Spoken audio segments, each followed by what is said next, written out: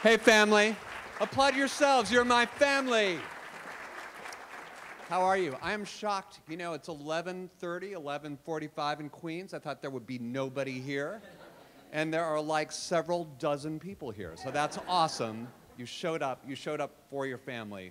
Represent Borowitz. I appreciate it. Just out of curiosity, how many people here are totally excited about being related to me? I would say that was a tepid reaction. Much like my other relatives. I guess we are related after all, because that was an authentic response to being related to me. It is so cool to be here. This is supposed to be the largest family reunion in history, and I looked this up, and the largest family reunion in history was actually held in France a few years ago. I know, blow them, the French. No way, we're not gonna let them win. They had like 4,500 people. So like, if our current trends hold up, we already have, I would say, between 60 and 75 people at this event. So I think there's going to eventually be a surge, and we're going to do it. I think we can do it together. I want to tell you a little bit about my family, since it turns out you're members of my family now. I just want you to know what you're in for, because I've kind of a weird family. My parents are both super smart, which shows that, you know, genealogy is flawed as a science. It doesn't necessarily hold up. But they both went to Harvard College. And see, dead silence when I say that, because there's actually nothing more alienating you can say to somebody than say that they went to Harvard. I mean, that is really true. It's like, if I said to you, I run a meth lab, for example, you'd be like, well, we have to understand, you know, something must have led him to run a meth lab. We should show some compassion, you know. But if I said I went to Harvard, you'd be like, what a dick. You know, it's just like, it's just true. I'm sorry there are children here. I'm sorry, but your parents will explain to you what that means later. You can, it's cool. It's family. At family reunions, people misbehave and they say things they shouldn't say. Now, I'm going to be one of those people, you know.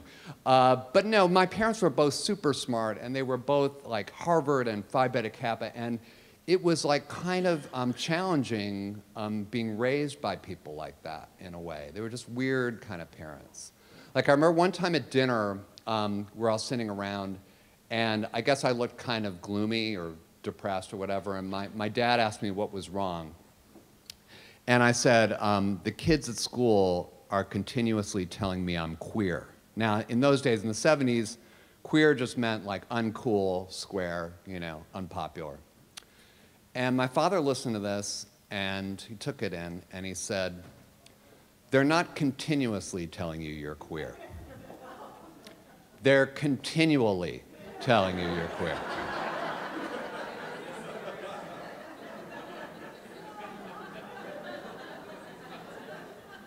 Continuously would be, you're queer, you're queer, you're queer, you're queer, you're queer.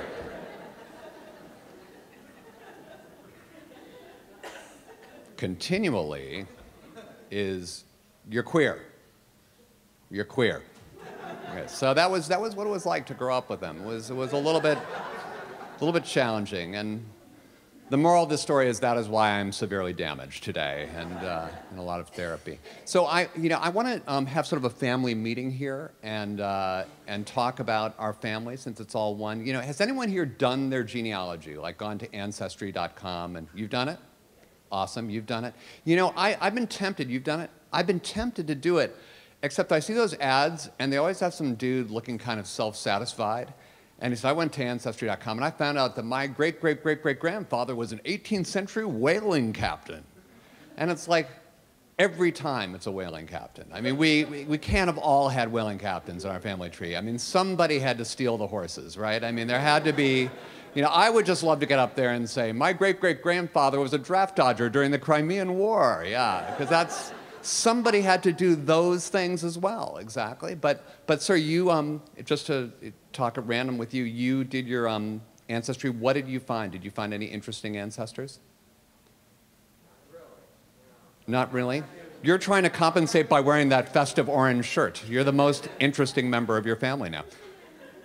Someone on the Mayflower, what a shocker. Ancestry.com found that someone came over on the Mayflower. Perhaps he was a whaling captain coming over to whale here. My favorite thing was, like, I actually ran into somebody once who was very proud of this fact.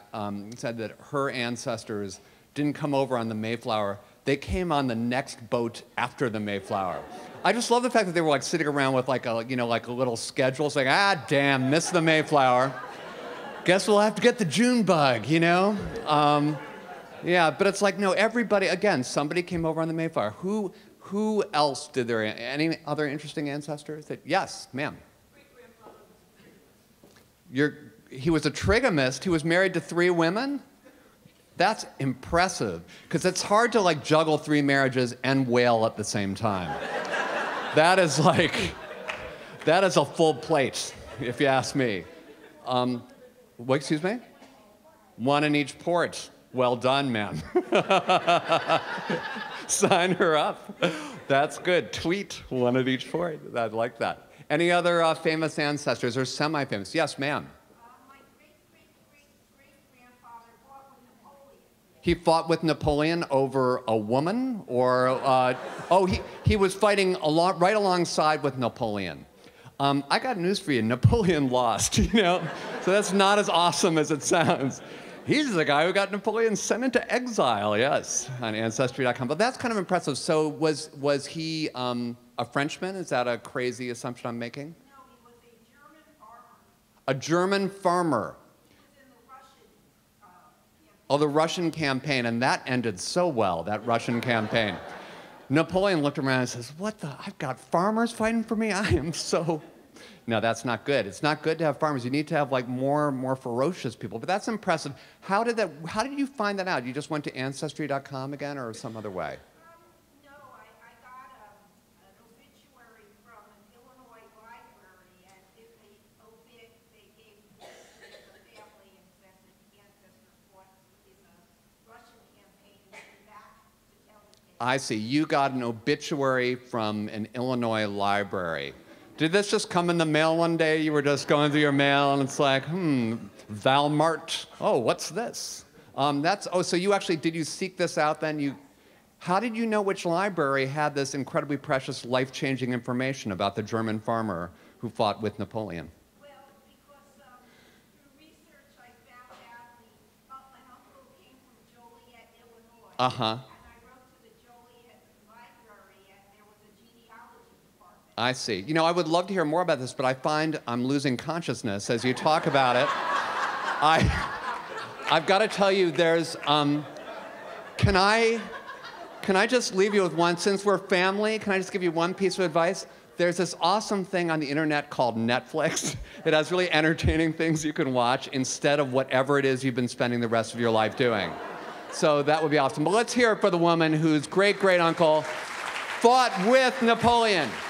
All right, I am almost out of time because this was just kind of a hello and goodbye, but since we're having a family meeting, I wanted to share with you 3 issues that I think are really important to the Borowitz family, since we're all members of the Borowitz family, by the way. Okay, can I just share these with you, give you something to think about? First issue, important to all Borowitzes. McDonald's, I think, has gotten completely out of control in this country, and here's why I say that. I was walking down 6th Avenue the other day, and I saw this sign for a restaurant called McDonald's Express. Let's just see if we can wrap our brains around this concept for a minute. This is a McDonald's only faster. So obviously the McDonald's Corporation thinks there are people out there saying to themselves, God, I'd love to go to McDonald's, but who has the time? I mean, how would you possibly make McDonald's faster? You like shoot the food out of a cannon? Would that be like... While we're on this is an important subject to Borowitz. While we're on this whole fast food thing, like, I really like Boston Market. I don't know if any of you still go for that stuff. I love Boston Market. But I really think they should like totally change their slogan, because right now their slogan is, we're always cooking.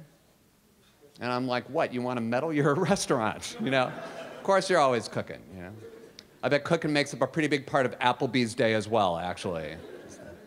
You know what Denny's motto is? we're cooking now. And I'm like, oh, fuck you. They're always cooking over there at, I'm sorry, I used some bad language again. This is really not going to stream well at all for the Global Family Reunion. Okay.